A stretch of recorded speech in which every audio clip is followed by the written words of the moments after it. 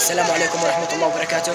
زي ما عودناكم في محتوى جديد، والمحتوى هذا هو نساعد بعض الناس اللي ماشي يعني نشوف ما نقول لهم معاكم جائزة. الجائزة هي إن شاء الله بتكون جائزة حلوة، بنشوف من بينجح. والآن نشوف لو في حد جائزة. الآن بنشوف لو في حد جائزة.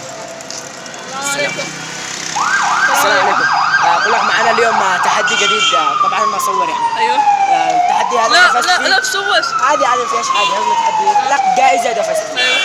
التحدي هو ان انا اجلس انا القاعدة ايش؟ الجائزة بعد ايوه بيس بمبلغ كذا 10,000. 10,000 سد. ايوه سد والله اشتيها والله سبحان الله. ما بكذبش عليك. يعني اصور عشان احزن. اقول لك اصور انا.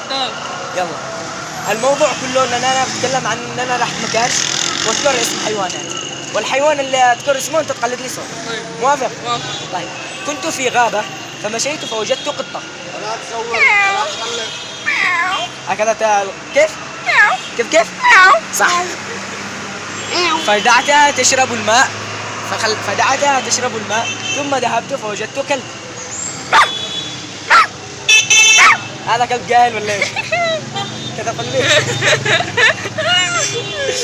ثم ذهبت فوجدت اسد. اسد. هذا اسد ولا حمار؟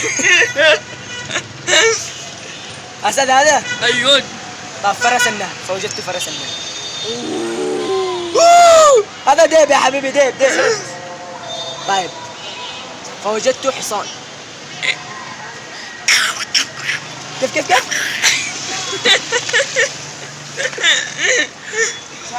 كيف الحصان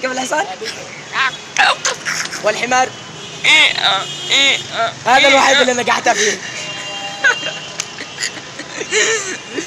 طبعا خسرت معنا التحدي. لا انا 5,000 10,000. التحدي هو انك تنجح في الاصوات، لكنك انت لم تنجح. لا 10,000 يا جماعه بيضاربني. 10,000. تعرف تلقى. خلاص خسرت التحدي انت. خلاصكم ان شاء الله في محتوى جديد، ونجي لكم الى محتوى جديد ان شاء الله. السلامة.